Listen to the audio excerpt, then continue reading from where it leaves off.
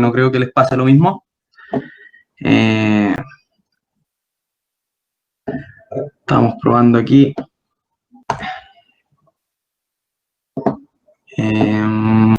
Display settings.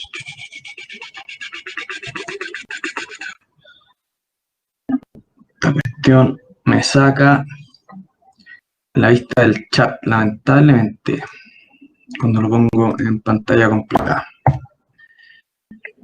No sé si estamos todos listos para empezar. No somos tantos. 2 usuarios. Les tinca si damos 3 minutitos, que lata. Después vamos a mandar un recordatorio ahí para que tratemos de partir a la hora. Vamos a dar 3 minutitos de gracia para que no haya problema. Felipe, si quieres, corta la grabación. No sé. Ya partió. Un par de cosas interesantes hoy.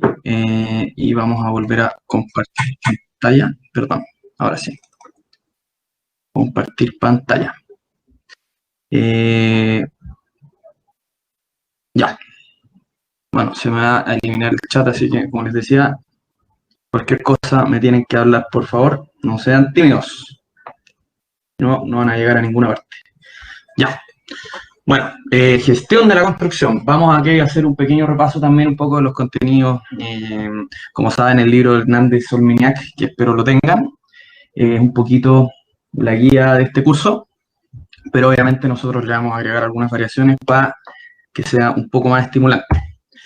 Ya, el objetivo de esta clase es dar a conocer cómo se originan los proyectos de construcción, conocer las principales cualidades de los proyectos de construcción, etapas de un proyecto, conocer el marco regulatorio y sus componentes más relevantes. En realidad esa última parte la vamos a ver muy levemente, a mí no me interesa en este minuto, ya que cuando les toque estar en algún proyecto, cada proyecto es bastante diferente. Si bien es cierto, hay algunas normas generales. En el diseño están obviamente las normas de cálculo, pero eso no tiene nada que ver, sino que son más las normativas tipo ordenanzas municipales, permisos y ese tipo de cosas. Cada municipalidad es distinta, cada región funciona levemente diferente. Así que vamos a partir con una pequeña encuesta interactiva. Lamentablemente aquí no me muestra si ya les da la respuesta, así que nos vamos a perder aquí la parte entretenida. Voy a ir siempre, en lo posible, incorporando algunos términos. Algunos les van a poder parecer triviales, pero de repente hay cosas que uno no sabe que no saben.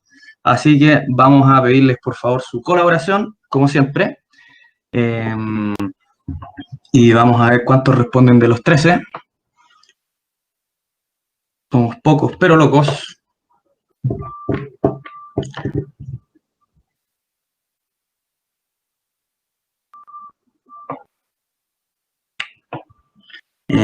Faltan 4 personas. Aquí podemos saber al tiro si están atentos.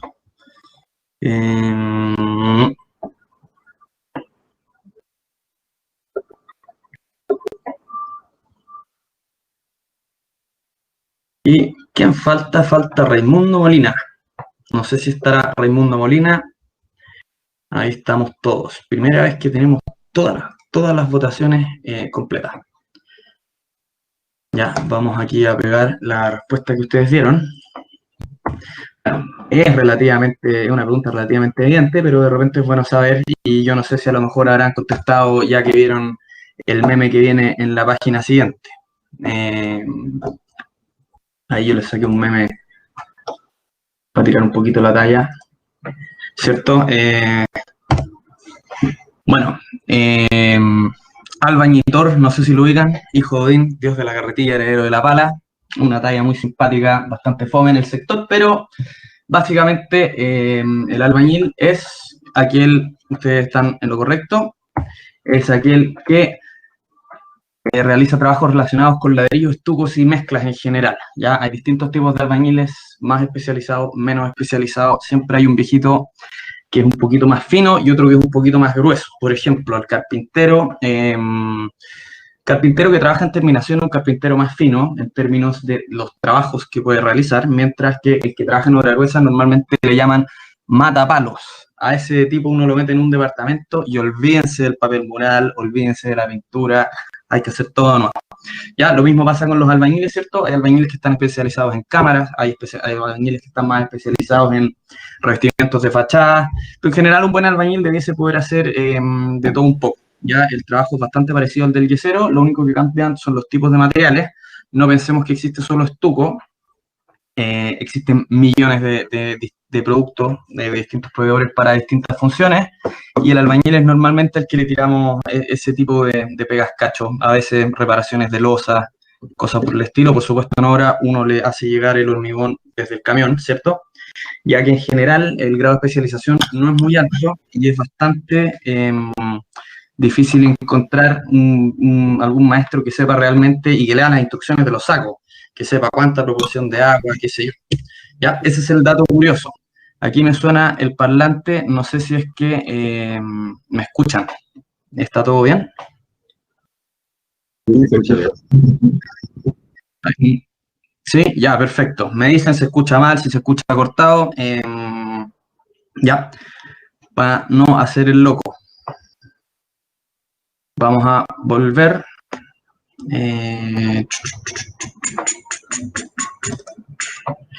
Vamos a volver acá. Bueno, continuando con este pequeño dato rosa, ¿cierto? Vamos a partir con las etapas de un proyecto de construcción.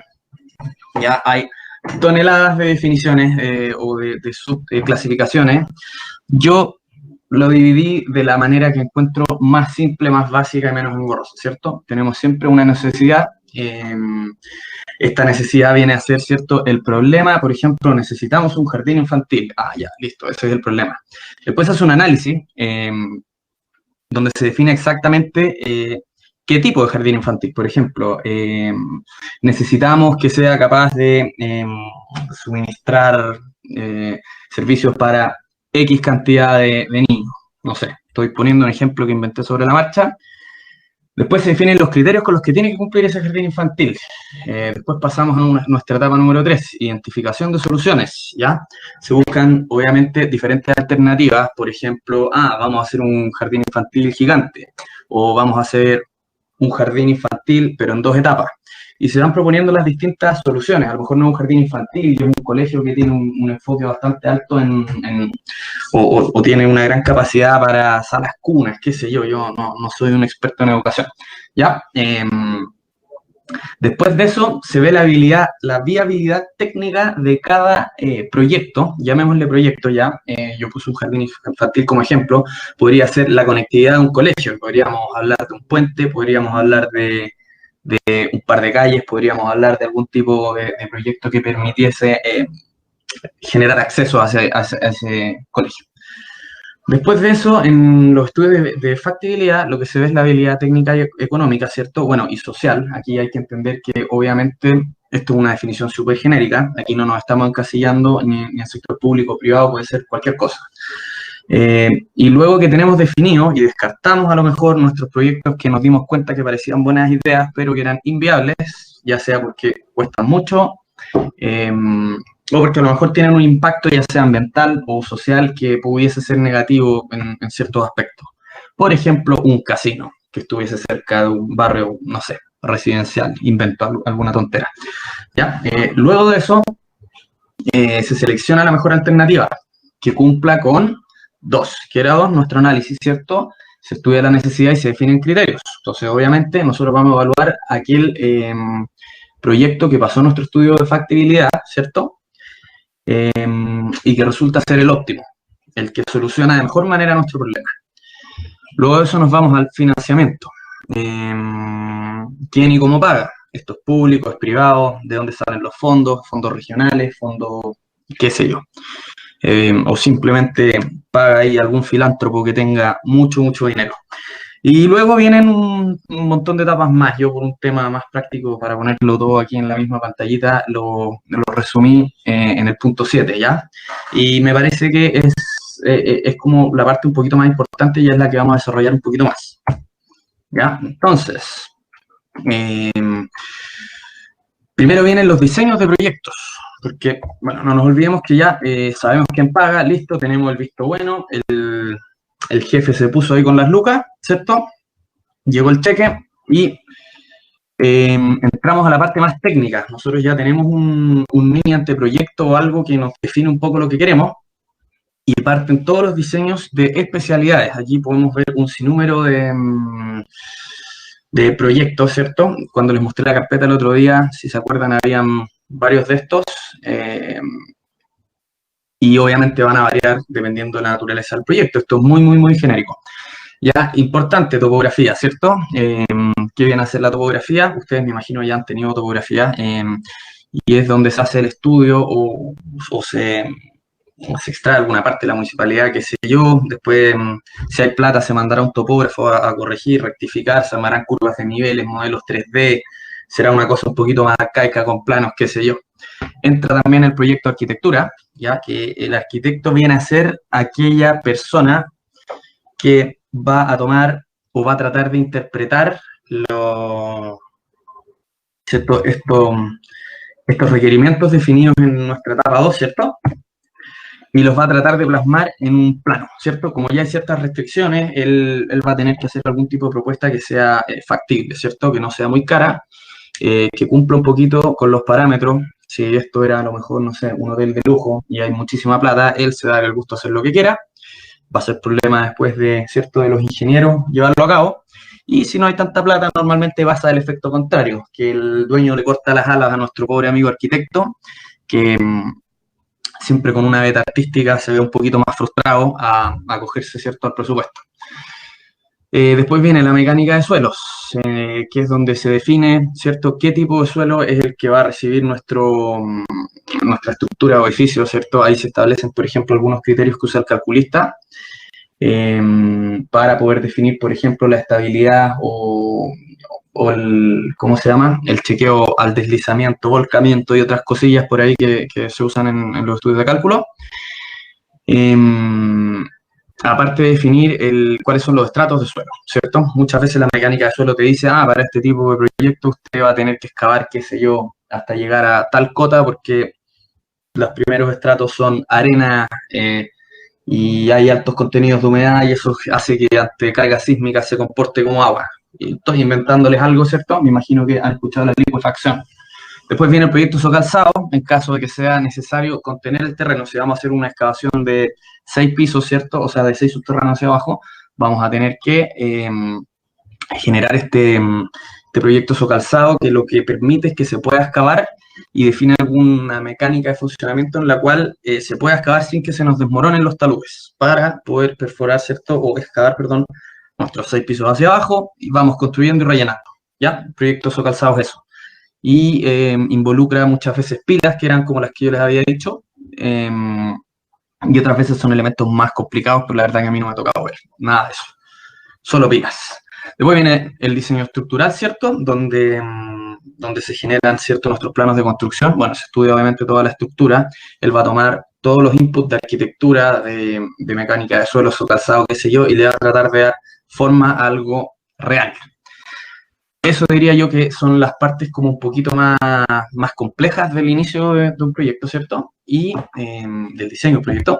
Y luego vienen todas las otras especialidades que ya son un poquito más estándar en algunos casos. En las industrias mineras tal vez no tanto, porque son las instalaciones eléctricas, climas, sanitarias, que sanitaria comprende agua potable, alcantarillado, aguas lluvias, red seca, red húmeda, clima, extinción de incendios, corrientes de aire, ascensores, y ustedes también lo pueden leer, yo lo sé.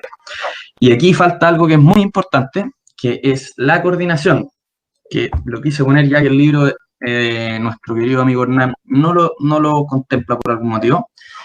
Y es normalmente, por lo menos en el mundo privado, que creo que se los comenté anteriormente, donde menos se gasta plata. Así que es muy común que los proyectos muchas veces no estén bien coordinados y nuestro pobre amigo Bob el constructor tiene que solucionar todos los problemas, hablar con los instaladores, hablar con los proyectistas y llegar ahí a algún tipo de solución que esté dentro del presupuesto. ¿Ya? Muy importante la coordinación. Después de eso pasamos a una etapa de licitación, ¿cierto? Ya que tenemos listo nuestro proyecto, dependiendo nuevamente de la naturaleza, puede ser una licitación pública, privada, a veces puede ni siquiera ser una licitación. Yo tengo mucha plata, tengo un amigo que tiene una constructora y yo al dedo le digo, usted, constrúyame mi edificio, por favor, y cóbreme barato. Por supuesto, si me da el siguiente, yo le hago el medio precio. ¿Ya? Así que esa es la parte un poquito más informal y yo trabajo en una empresa donde eso se da muchísimo. Y en general se da bastante más de lo que uno cree. Bueno, dependiendo del tipo de licitación, ¿cierto? Vamos a tener una oferta o propuesta donde la oferta puede ser, o sea, va a ser técnica y económica. ¿Qué significa esto? La oferta técnica nos va a hablar de todo lo relacionado, ¿cierto?, con las particularidades del proyecto. Eh, se piden, por ejemplo, todo el papeleo, la documentación, etcétera, y la económica va a estar basada netamente en el presupuesto, que va a ser donde nosotros le vamos a dar el énfasis a este curso, ya que vendría a ser, obviamente, hacemos nuestro proyecto y le ponemos precio y llegamos a un valor de oferta. Después de eso vienen los contratos. Voy a tratar de desarrollar esta idea un poquito más en alguna otra clase ya, pero básicamente los contratos más utilizados o conocidos son de suma alzada, precio unitario, administración delegada y llave en mano. A mí me ha tocado estudiar propuestas que funcionan en base a precio unitario. El MOP usaba en su minuto mucho ese sistema. Y para que tengan una leve idea, cuando se habla de suma alzada es cuando yo voy donde una persona y le digo, yo te voy a cobrar 100.000 pesos por hacer este trabajo. Ahora, si este trabajo me costó 300.000 pesos, es problema mío, porque yo estudié mal el proyecto, siempre y cuando las bases técnicas estén bien definidas y sea un error de estimación mío, ¿ya? Pero por otro lado, si a mí me costó después 20.000 pesos, significa que me gané 80.000 para mí. O sea que suma alzada, de alguna manera, es como que si ganáis, ganáis, y si perdí, perdí. Voy a hacer un pequeño break, está todo bien por acá, vamos a revisar el chat. Me avisan, ya saben, si es que esto se deja de escuchar. Excelente. Perdonen que les dé la lata.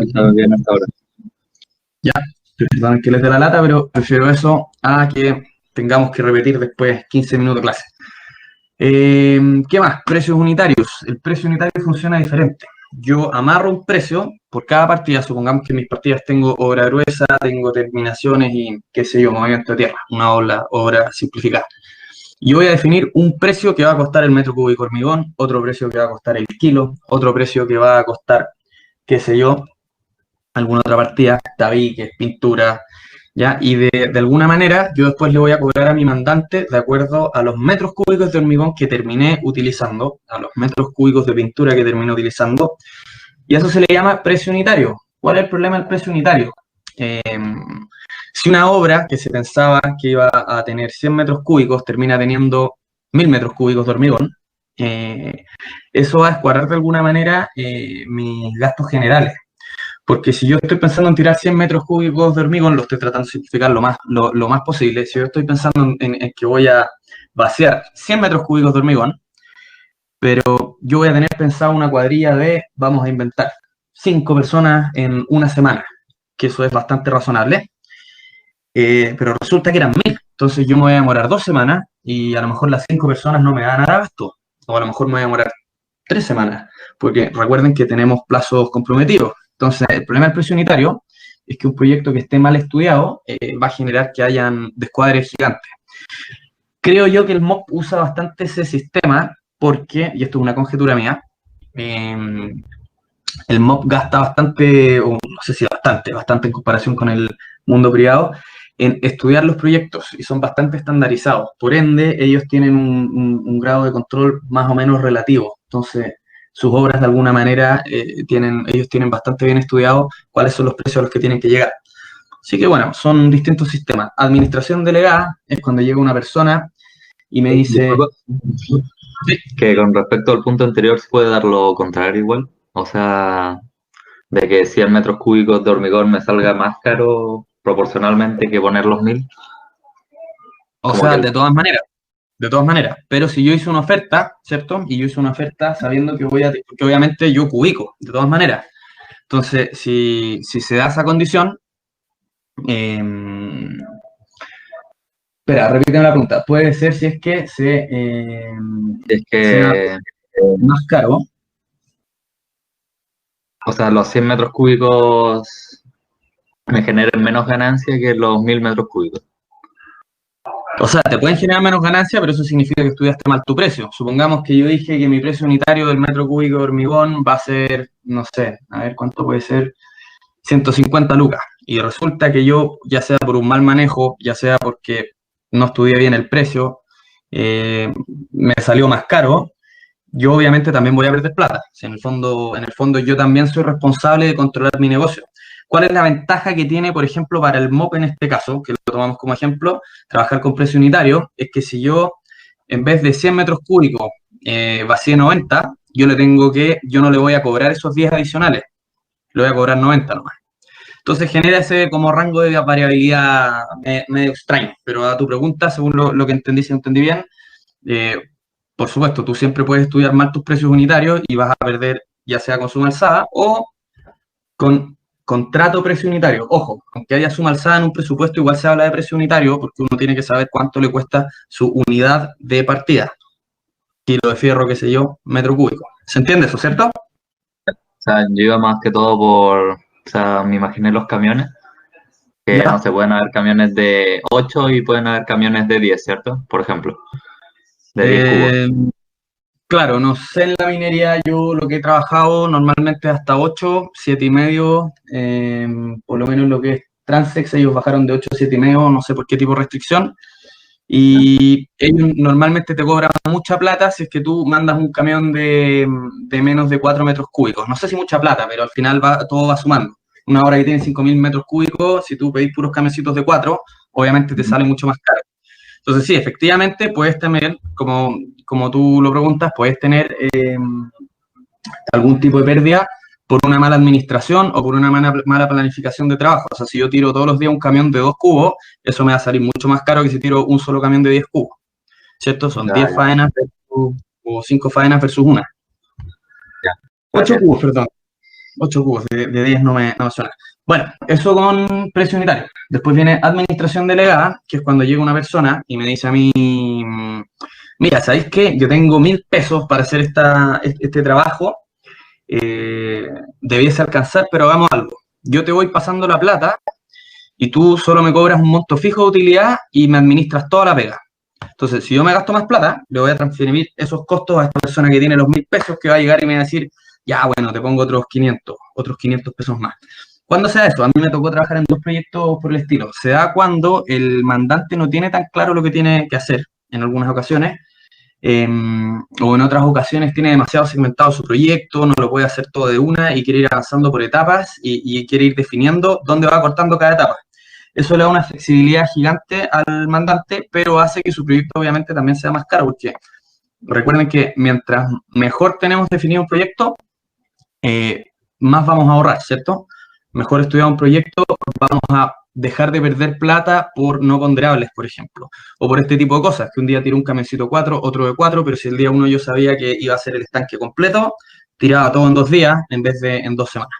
Ya, son distintas cositas ahí, no me quiero dar tanta vuelta en eso. Y por último, llevar en mano, que es cuando llega una persona y me dice, mira, yo quiero hacer una planta de tratamiento, pero quiero que tú me la entregues funcionando con 8 meses de operación. También trabajé en un proyecto por el estilo, y que era para Aguas Andinas, y claro, en el fondo ahí la constructora, que era una constructora de obras civiles, no solo se hizo cargo de construir, se hizo cargo además de contratar a un equipo de personas que operaran esa planta, y que una vez que estuviera operando, durante unos 8 meses, un año, no me acuerdo cuánto era, ya se le hacía la entrega a Aguas Andinas. ¿Y por qué ellos hacen eso? Porque obviamente tienen estimado que a lo mejor en ese tipo de proyectos los problemas empiezan a aparecer después del año. Entonces, ¿qué hace eso? Que la persona o la entidad que va a hacer ejecutar este proyecto se recontra asegure que va a funcionar todo filete y que no va a empezar a fallar todo después de un año. Que pasa muchas veces con muchas constructoras que se estrella un edificio y empieza a salir agua por el techo, qué sé yo. Ya, esos son un poquito como los 4 que yo mejor manejo. Pueden haber seguramente un montón de figuras más ya, pero son las más típicas, sobre todo la primera. Yo diría que esa es la más utilizada. Eh, Bueno, después viene la construcción, que es la parte ya de ejecución, lo que nos compete en este ramo, ¿cierto? Viene a ser, bueno, aquí yo no se los voy a leer ya, pero dejé más o menos definido un poquito cuáles son todas las áreas que se involucran en la construcción, ¿cierto? O sea, hay un estudio de presupuesto previo, hay una carta oferta, después de eso se cierra un contrato, y se arma un equipo de trabajo. Lo normal, por ejemplo, es que parta el administrador con algún profesional, a veces profesional solo. A mí me ha tocado partir un par de horas y de a poquito se va integrando gente al equipo, ¿cierto? Se van generando la planificación de obras, uno empieza a identificar proveedores, empieza a cerrar, ¿cierto?, los contratos con las empresas de moldaje, arriendo de equipos de moldaje, ¿cierto?, suministro de hormigones. No sé si ustedes ubican empresas, deben ubicar por lo menos a Transex y a Redimix, que diría que son como los que más se ven dando vuelta por la calle, hormigones BSA, qué sé yo. Después de eso hay todo un departamento, ¿cierto?, de recursos humanos donde se contrata gente que viene a hacer la fuerza laboral. Voy a poner aquí, espérame un poquitito. Bueno, la gestión de contratos, ¿cierto? Y por último, adquisiciones. ¿Ya? Cada obra normalmente es la responsable de comprar sus propios materiales, ¿cierto? A veces es centralizado, dependiendo de la empresa. Sí, empresas más chicas normalmente, pero obras grandes lo normal es que uno tenga un bodeguero, oficina técnica, qué sé yo, y distinta gente encargada de traer todo lo necesario para poder materializar el proyecto. Y falta algo que es súper importante. No sé si a alguien se le ocurre con esa fotito qué es lo que puede faltar en una obra o en la etapa de construcción. Prevencionista, riesgo. Excelente.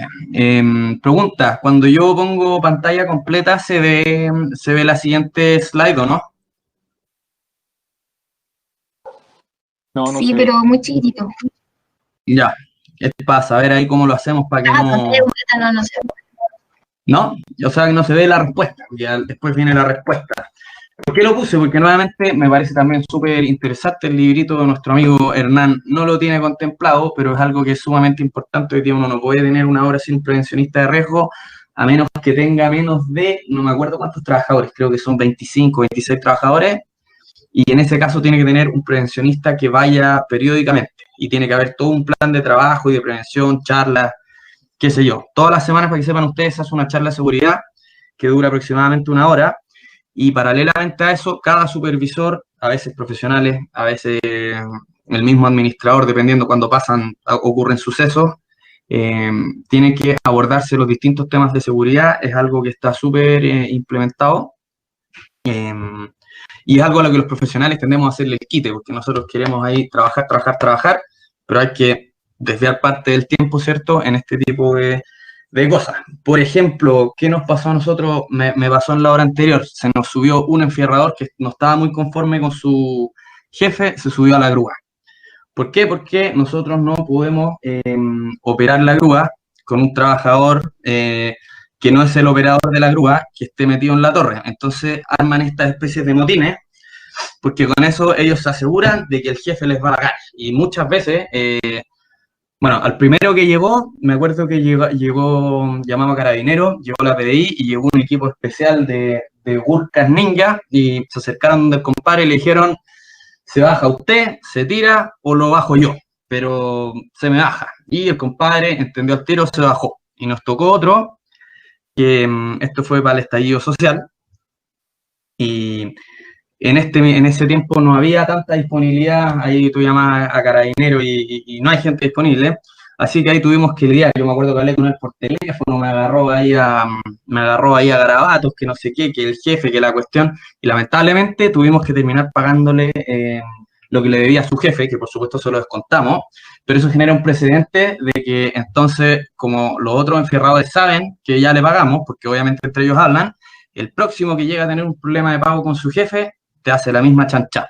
Y el problema de no tener la grúa es que es un día prácticamente perdido. Y un día perdido pueden ser fácilmente unos 35 metros cúbicos de hormigón para una hora estándar.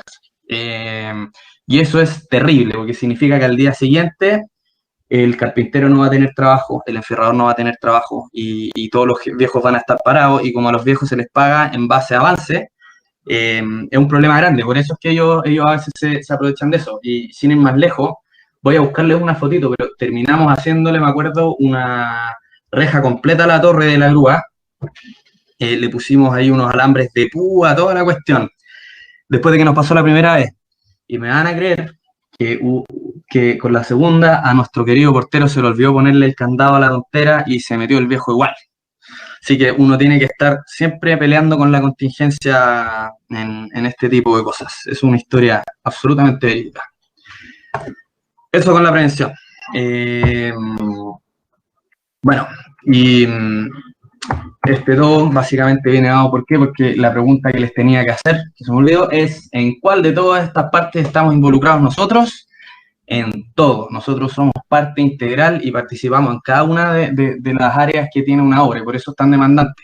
Somos parte o sea, tenemos la responsabilidad de planificar, tenemos la responsabilidad de tantear, conocer a los viejos, ver que estén bien, que están mal, que no sé qué, evitar peleas. De repente llega el viejo que le robaron el almuerzo y ahí uno tiene que ahí partir o pasarle plata, que te traiga la boleta, qué sé yo, y estar solucionando todo este tipo de problemas chiquititos a la vez que tratamos de hacer todo nuestro trabajo profesional. ¿Ya? Es bastante entretenido, bastante demandante. Si se cansan no los culpo porque también es un poco agotador, ¿ya? Pero es una muy, muy, muy buena escuela. Dicho lo anterior, se les desea mucha suerte a aquellos que terminen trabajando en construcción. Esa es más o menos la cara con la que uno termina todos los días. Bueno, puesta en marcha, ¿cierto? Viene a ser una revisión un poquito más detallada, ¿cierto? De todo lo que se hizo y se sientan las bases para que parta la operación. Va a depender de la obra nuevamente. Una planta de tratamiento es distinto, por ejemplo, a un edificio donde se contrata la administración, se hacen un par de capacitaciones, manual del usuario, ¿cierto? Y comienzan los arriendos, las ventas, qué sé yo. Ahí eso, lo verá la inmobiliaria, normalmente yo me desentiendo. Y operación y mantenimiento, que es bastante común que no siempre se piense en la etapa operación y mantenimiento. Entonces uno está ahí preocupado de trabajar, ¿cierto? Ejecutar la pega, cobrar las lucas e irse a la casa, pero siempre es importante pensar en la postventa, pensar en cómo va a funcionar el edificio. A veces nosotros nos limitamos a seguir bases técnicas, ¿cierto? Otras veces tenemos bastante más libertades y ahí nos tratamos nosotros de preocupar de que, de acuerdo a nuestra experiencia, el edificio en sí, la estructura, qué sé yo, funcione de la mejor manera posible. Ahí vamos a ver algunas singularidades más adelante, cuando veamos alguna presentación de alguna obra. Déjenme ver un poquito más o menos cuánto vamos. Ya, está más o menos larga la clase, así que nos vamos a apurar un poquito para no aburrirlos tanto.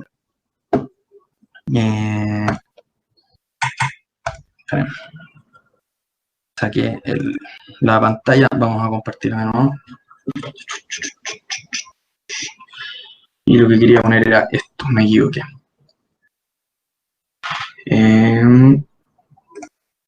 Bueno, aquí se hace un poquito más de detalle en la parte del diseño de un proyecto de construcción, ¿ya? Antes hablamos de proyectos generales, este es más un proyecto de construcción, ¿cierto?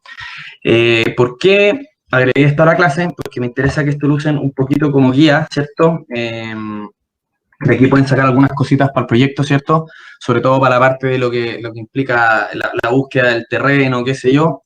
Esto les puede ayudar a complementar para que puedan hacer una presentación un poquito mejor, pero básicamente aquí se detalla un poquito más las condiciones del estudio del terreno, ¿cierto? Cuáles son las condiciones reglamentarias, condiciones de servicio, por ejemplo, si tienen acceso a luz, agua, alcantarillado, gas, ¿cierto? Certificados de factibilidad, que son los que entrega, por ejemplo, Aguas Andinas cuando uno quiere...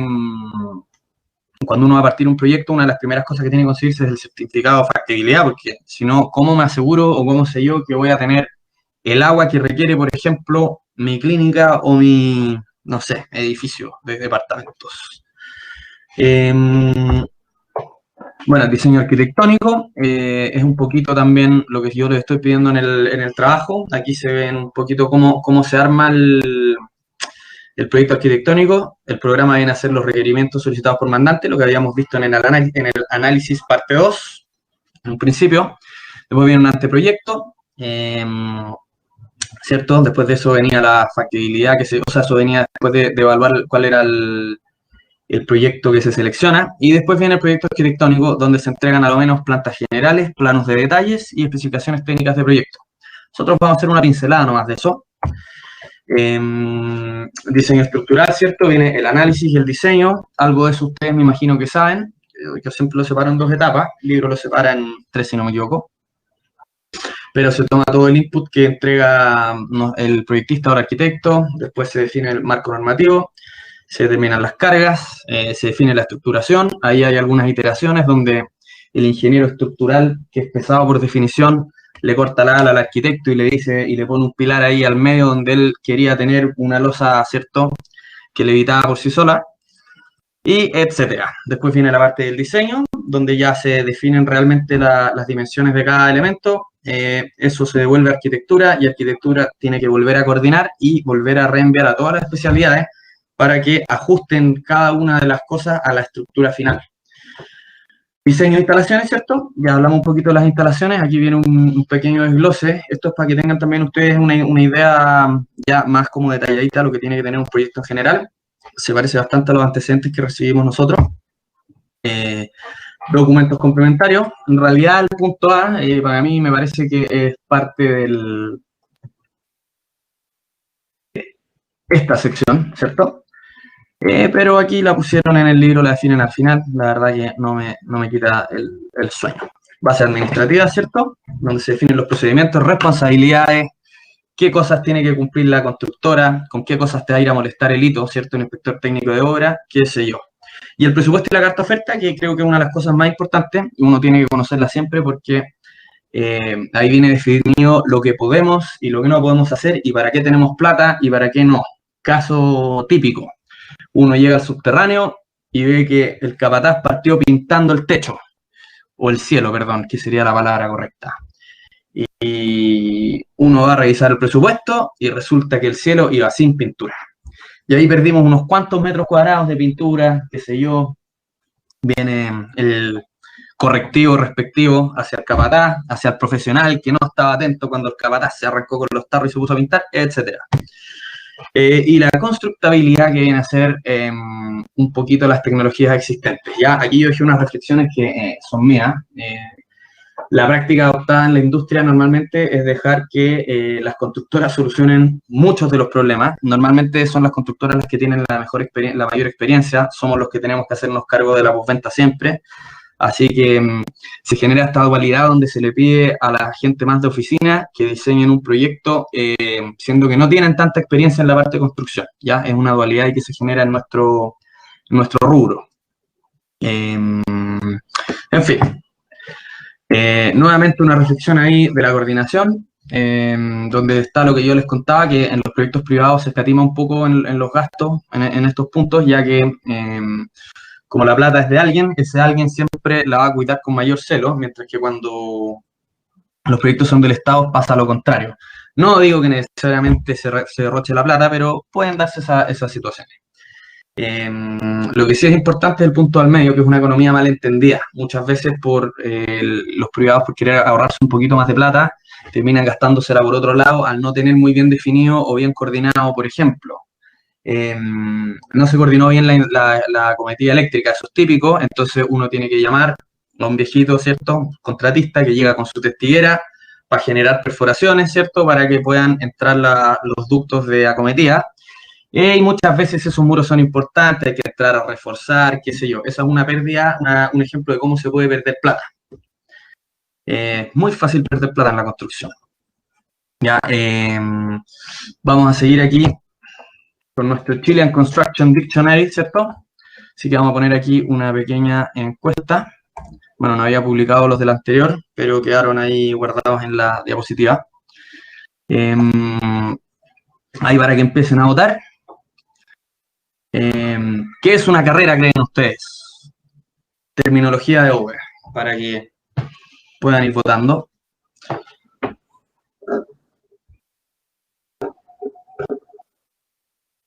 No sé si se escucha. Sí, se escucha. Vamos con 2 votos. Debería haber un zumbido ahí para avisar Ya, vamos a dar ahí unos 10 segunditos. Será práctica que se le da a la carrera por llegar primero a los comedores, ¿cierto? Para calentar la comida. Acción debe desaparecer cuando llega el gerente de obra. Plataforma instalada antes de hormigonar, un elemento vertical.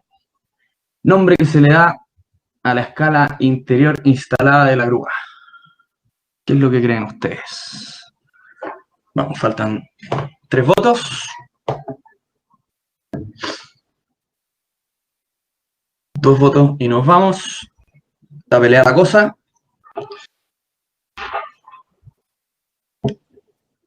Faltaría Felipe Alejandro Aravena.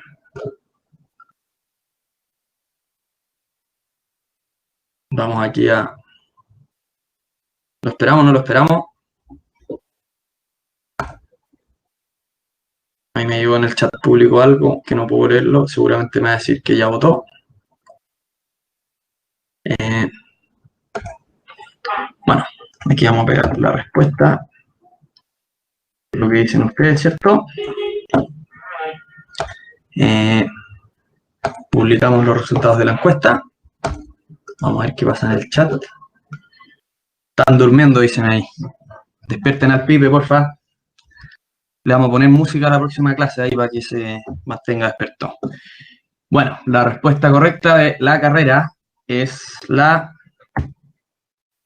Por acá, permiso. Es la C. Ya, la carrera se le llama a la plataforma que se utiliza para hormigonar elementos verticales. Carrera, yo me imagino, aquí les voy a mentir un poco, debe venir porque antiguamente uno hormigonaba con carretilla y se hacía llegar ahí toda una cuestión con tablones. Se hace también hoy día en sectores donde no llega la grúa, pero normalmente son cosas a nivel de piso y son cosas menores. Ya, pero se le llama básicamente la plataforma. Aquí yo puse 2, una un poquito más rústica que la otra. Las empresas de moldaje normalmente te arriendan todos los elementos menos la placa o los tablones. Eso normalmente es de costo de 1 porque duran poco y se bota muchísima madera y obviamente las empresas de moldaje no quieren correr con ese costo. Así que ahí tenemos los 2 ejemplos de lo que es una carrera. Entonces siempre cuando viene el camión de hormigón, cuando ustedes lo que tienen que saber es que tienen que molestar a su capataz y huevearlo preguntándole si tiene lista la carrera. Porque típico que llega el camioncito, llega la grúa, llega el capacho al lugar y no habían puesto la carrera. Faltaban los tablones, a veces puede ser un andamio, qué sé yo. ¿Ya? Y aquí tenemos un bonus track. ¿Ya? No es que yo los quiera agarrar para la paipa. Iniciar encuesta. ¿Qué es lo que es una paipa? A ver quién tiene aquí la respuesta correcta. Herramienta eléctrica utilizada principalmente para extraer clavos. Es una sopaipilla que es sobrecocinada, a la cual sus amigas le hacen bullying. Es un municipio situado en el centro oriente de Colombia. Podría ser cierto.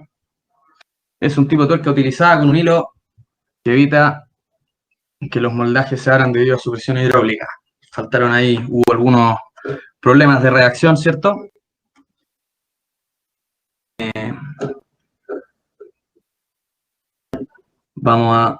Faltan 4.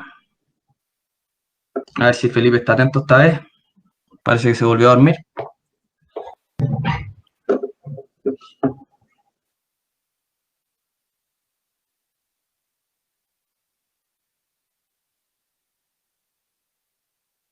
Y faltaría María Francisca González. Me gusta esta herramienta personalizada.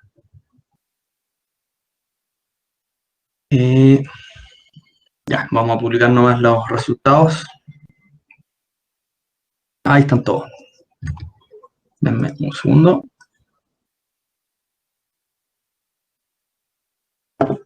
Vamos a pegar acá. Y yo no sé si las sabían o las otras eran demasiado evidentes, pero la mayoría votó.